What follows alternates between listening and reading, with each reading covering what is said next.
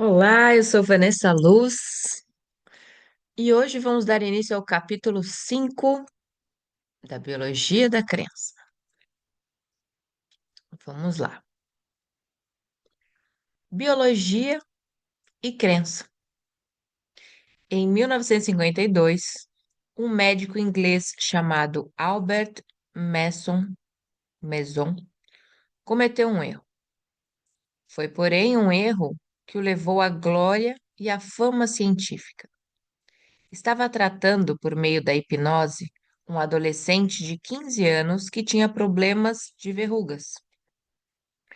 Tanto o Dr. Mason quanto outros médicos já haviam utilizado a hipnose para tratamento. Tanto,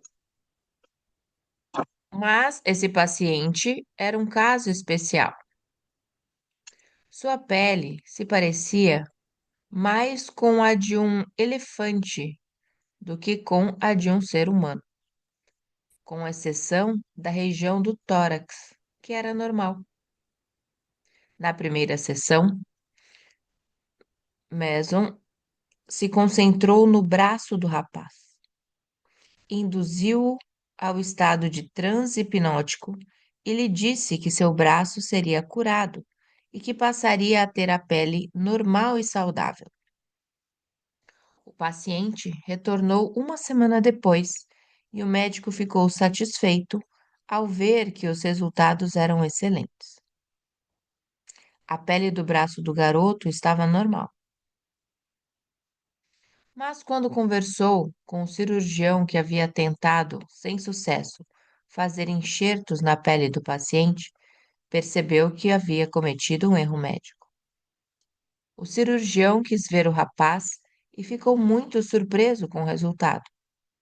Explicou a Mason que se tratava de um caso genético e possivelmente letal de ictiose congênita, e não de simples verrugas.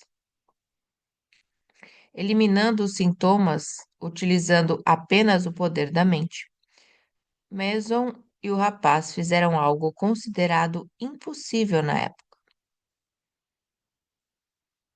Continuaram, então, com as sessões de hipnose e a pele da maior parte do corpo dele se tornou rosada e normal.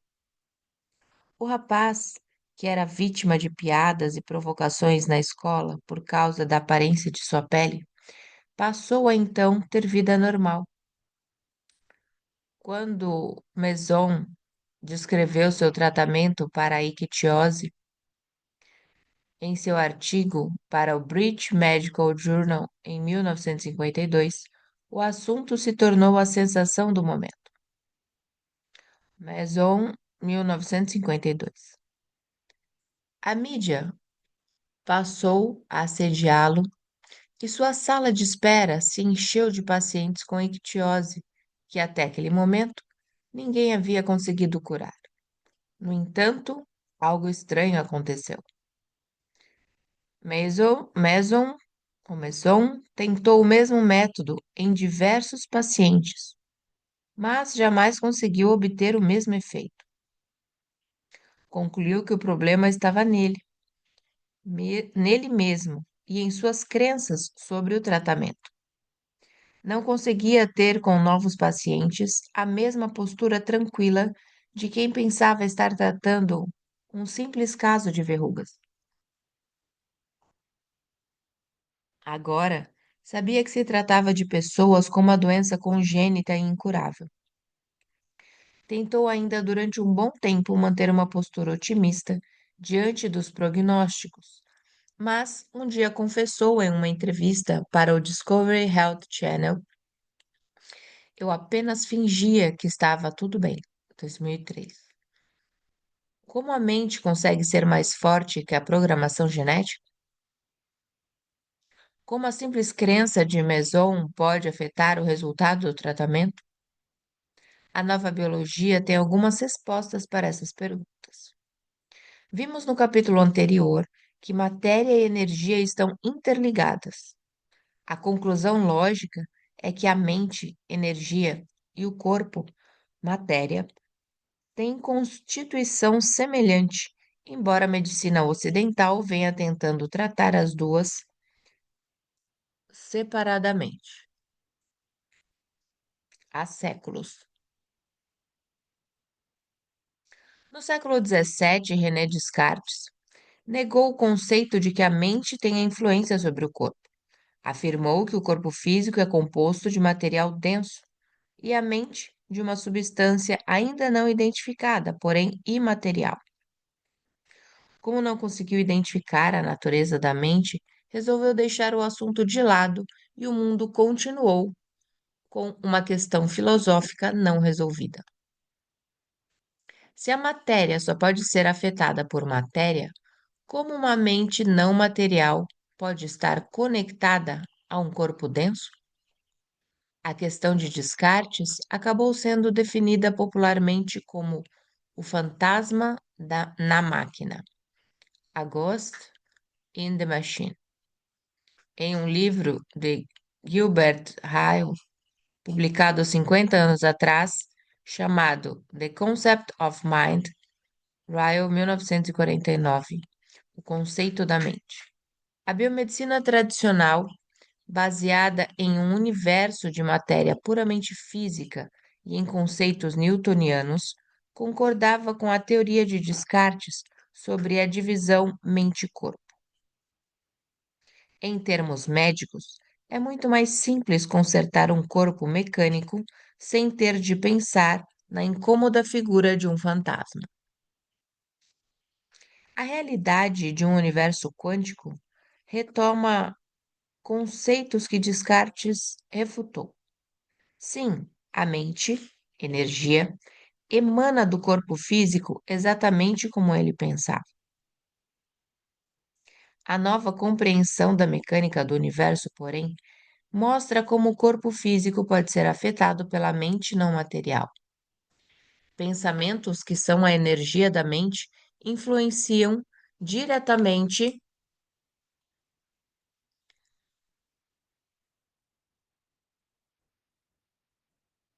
pensamentos que são a energia da mente influenciam diretamente a maneira como o cérebro físico controla a fisiologia do corpo. A energia dos pensamentos pode ativar ou inibir as proteínas de funcionamento das células que descrevi no capítulo anterior. Por esse motivo, quando decidi modificar minha vida, passei a observar onde estava despendendo a energia de meu cérebro. Precisava identificar as consequências da energia que investia em meus pensamentos, da mesma maneira que observava quanta energia meu corpo gastava. Apesar de todas as descobertas da física quântica, a divisão entre mente e corpo prevalece no Ocidente. Os cientistas ainda classificam na mesma categoria das anomalias casos como o do rapaz que se curou por meio da hipnose. Eu, ao contrário, acredito que eles deveriam estudá-las a fundo. Esses casos excepcionais são a fonte da inspiração e também permitem uma compreensão mais profunda da natureza da vida. São casos poderosos porque contêm verdades que, infelizmente, são consideradas apenas exceções. O poder da mente pode ser ainda mais eficaz que as drogas das quais estamos programados a acreditar que precisamos. A pesquisa que apresentei no capítulo anterior mostra que a energia pode influenciar mais diretamente e com mais facilidade a matéria do que agentes químicos. Infelizmente, os cientistas ignoram esses casos ao invés de estudá-los. Meu exemplo favorito dessa insistência em negar a realidade da interação mente-corpo é de um artigo publicado na Science sobre um físico alemão do século XIX, chamado Robert Koch, que estabeleceu, junto a Pasteur, a teoria dos germes. Essa teoria é bem aceita hoje, mas na época de Cook era algo era alvo de controvérsias. Um dos críticos estava tão certo de que a teoria dos germes era absurda que tomou de um gole só um copo de água cheio de Vibrio cholerae, a bactéria que Cook acreditava ser a causadora da cólera. Mas, para surpresa de todos, não foi afetado. O artigo da Science, publicado em 2000, afirmava: por razões desconhecidas, ele não apresentou nenhum dos sintomas, mas nem por isso estava certo. De Rita, 2000. O homem sobreviveu e a Science, refletindo a unanimidade das opiniões da teoria dos germes, teve a audácia de dizer que sua crítica era incorreta.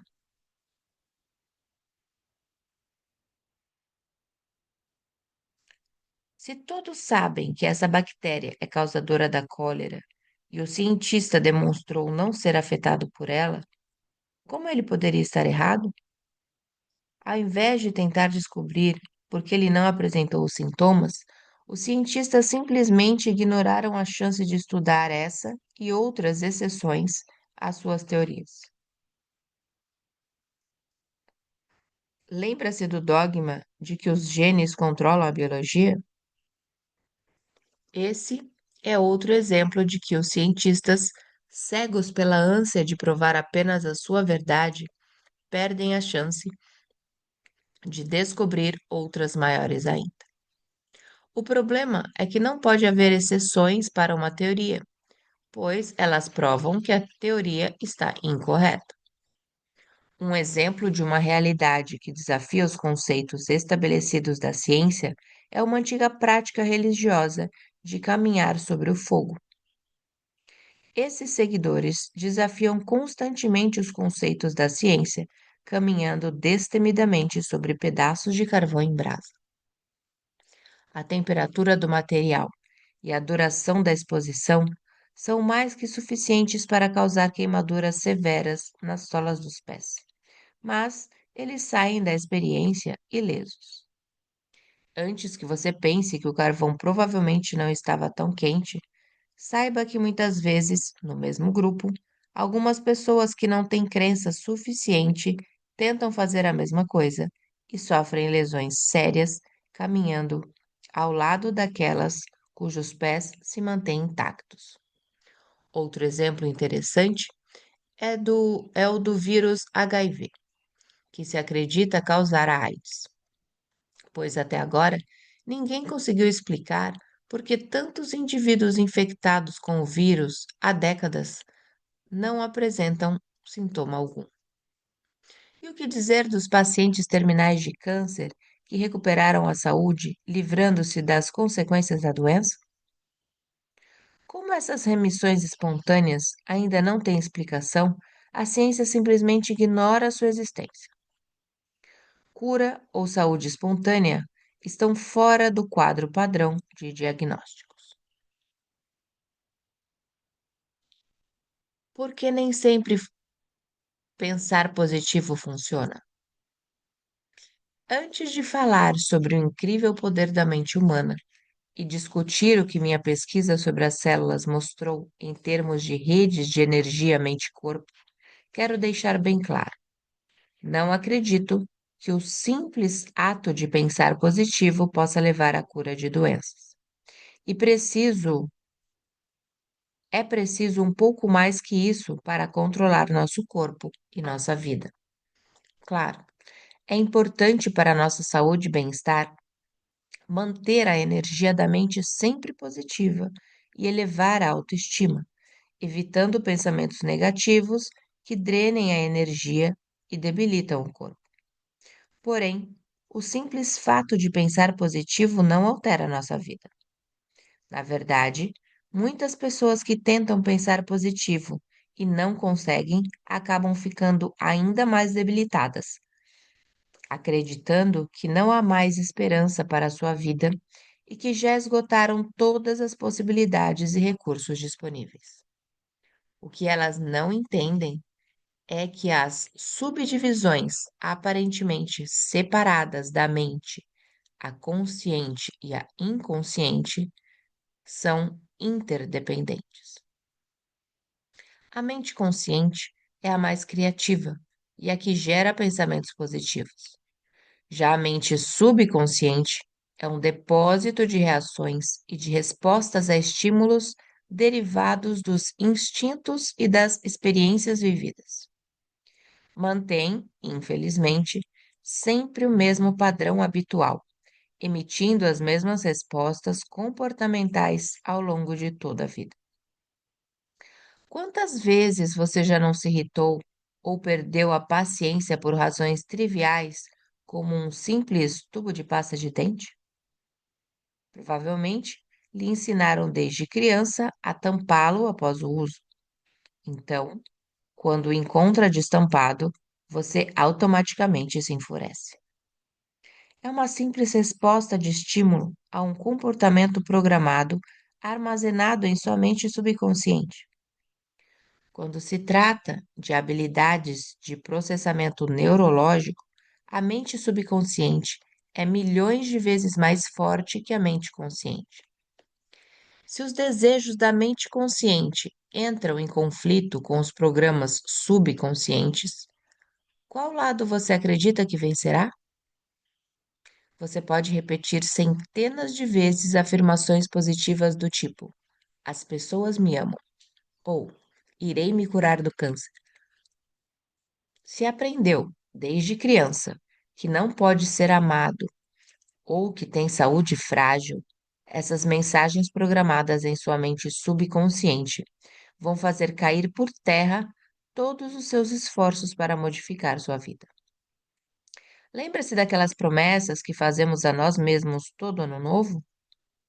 A primeira delas, que geralmente é de comer menos, vai por água abaixo assim que o peru é servido. Vou tratar com mais detalhes as origens da autossabotagem e como modificar essa programação no capítulo 7. Mas saiba que há esperança para quem já tentou pensar positivo e não obteve os resultados que desejava. O poder da mente sobre o corpo. Vamos rever o que já sabemos sobre as células. No capítulo 1, vimos que as funções das células derivam diretamente dos movimentos de suas engrenagens. O movimento gerado pelos conjuntos de proteínas impulsiona as funções fisiológicas que mantêm a vida. Enquanto as proteínas são a base da estrutura física, os sinais complementares do ambiente garantem seu movimento. A interação entre esses sinais e as proteínas citoplásticas que geram o comportamento é a base do funcionamento da membrana celular. Ela recebe os estímulos e ativa as reações apropriadas, e a membrana funciona como o cérebro da célula. As proteínas receptoras e executoras, PINs, são subunidades físicas fundamentais do mecanismo de inteligência desse cérebro celular. Por definição, esses complexos de proteína são os interruptores que fazem a mediação entre a recepção dos estímulos ambientais e as respostas ou reações químicas das proteínas. As células geralmente respondem a uma variedade básica de percepções do que se passa no mundo. Essas percepções incluem níveis de potássio, cálcio, oxigênio, glicose, histamina, estrogênio, toxinas, luz e diversos outros estímulos presentes em seu ambiente imediato. As interações simultâneas de centenas de sensores reflexivos da membrana, cada um deles lendo um sinal específico, estabelecem o complexo comportamento das células vivas. Nos 3 primeiros bilhões de vida neste planeta, a biosfera consistia de células independentes como bactérias, algas e protozoários. Antigamente, considerávamos essas formas de vida como indivíduos independentes, mas hoje sabemos que quando as moléculas sinalizadoras utilizadas pelas células para regular suas funções fisiológicas são lançadas no ambiente, acabam influenciando o comportamento de outros organismos. Os sinais emitidos no ambiente permitem a coordenação do comportamento de uma grande população dispersa de organismos unicelulares. Emitir moléculas com sinais no ambiente aumentou as chances de sobrevivência das células, dando a elas a oportunidade de estabelecer comunidades primitivas. As amebas unicelulares são um exemplo de como as moléculas sinalizadoras estabelecem uma comunidade. Essas amebas vivem de maneira solitária em busca de alimento. Quando ele se esgota, sintetizam grandes quantidades de um subproduto metabólico chamado AMP cíclico, CAMP, e espalham uma parte dele no ambiente. A concentração do CAMP aumenta à medida que outras amebas ficam sem alimento e passam a produzi-lo também. Quando as moléculas de sinal CAMP atingem os receptores de CAMP da membrana das células e de outras amebas similares, elas recebem um sinal para se agrupar e formar uma grande lesma multicelular. Este é o estágio de reprodução das amebas. Durante o período de fome, a comunidade de células compartilha seu DNA, criando uma nova geração. As novas amebas hibernam na forma de esporos inativos, e quando o alimento do ambiente volta a ficar disponível, as moléculas emitem um sinal indicando que o período de hibernação acabou. Uma nova população de células é então liberada no ambiente e um novo ciclo se inicia. O aspecto mais importante é que, quando esses organismos unicelulares estabelecem uma comunidade, eles passam a dividir sua consciência e passam a coordenar seu comportamento, enviando moléculas sinalizadoras ao ambiente. O EMP cíclico foi uma das primeiras manifestações da evolução dos sinais reguladores emitidos que controlam o comportamento das células. Antes, imaginava-se que as moléculas sinalizadoras humanas, hormônios, neuropeptídeos, citocinas e fatores de crescimento que regulam nossas comunidades celulares tinham surgido com a criação das formas de vida multicelulares mais complexas. No entanto, pesquisas recentes que,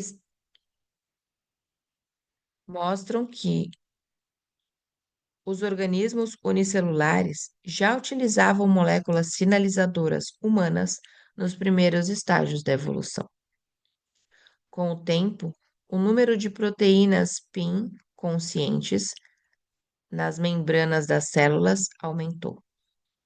Para aumentar seu nível de consciência e, consequentemente, suas chances de sobrevivência, as células começaram a estabelecer pequenas colônias e, mais tarde, grandes e organizadas comunidades. Como já descrevi, as funções fisiológicas dos organismos multicelulares se subdividem em comunidades especializadas que compõem os tecidos e os órgãos. Nas organizações maiores, o processamento da inteligência das membranas é tarefa de células especializadas dos sistemas imune e nervoso do organismo. Foi somente 700 milhões de anos atrás, algo relativamente recente, se pensarmos no tempo de vida do planeta, que as células perceberam as vantagens de se agrupar e formar as comunidades e organizações que hoje conhecemos como animais e plantas. As mesmas moléculas coordenadas de sinais, as mesmas moléculas coordenadoras de sinais usadas pelas células independentes, passaram a ser utilizadas nessas novas comunidades, organizando a distribuição das moléculas sinalizadoras funcionais. A comunidade de células pôde coordenar melhor suas funções e agir como uma única forma de vida. Nos organismos multicelulares mais primitivos, aqueles sem sistema nervoso especializado, o fluxo das moléculas sinalizadoras dentro da comunidade fazia o papel de mente, representado pelas informações coordenadas divididas entre todas as células. Nesses organismos, cada célula lia diretamente as informações do ambiente e fazia os ajustes comportamentais necessários. Mas, quando as células passaram a estabelecer comunidades, uma única política teve de ser criada. As células não podiam mais agir de forma independente, de acordo com sua vontade própria. O termo comunidade implica que todos os membros devem agir dentro de um plano comum. Em animais multicelulares, cada uma delas pode ver o ambiente fora de sua própria pele, mas não tem consciência do que se passa em ambientes mais distantes, especialmente aqueles fora do organismo. De que maneira uma célula do fígado imersa dentro da víscera pode agir em resposta a um fator externo ao corpo, como, por exemplo, um ladrão que invadisse nossa casa?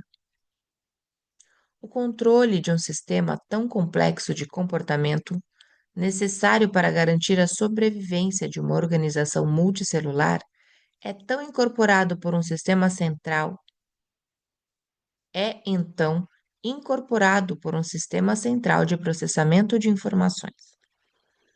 À medida que animais mais complexos foram surgindo, as células especializadas assumiram a tarefa de monitorar e organizar o fluxo das moléculas sinalizadoras e reguladoras de comportamento.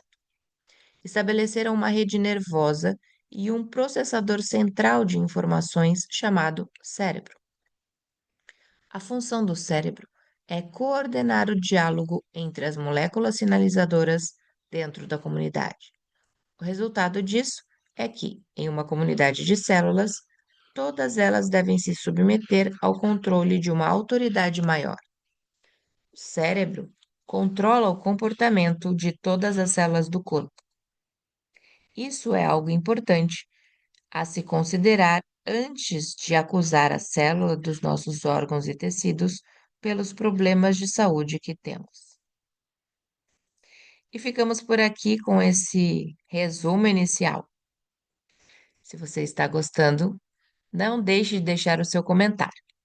E se por um acaso é o primeiro vídeo deste livro que você está vendo, coloque no comentário que você quer a playlist e eu te envio. Um beijo no seu coração.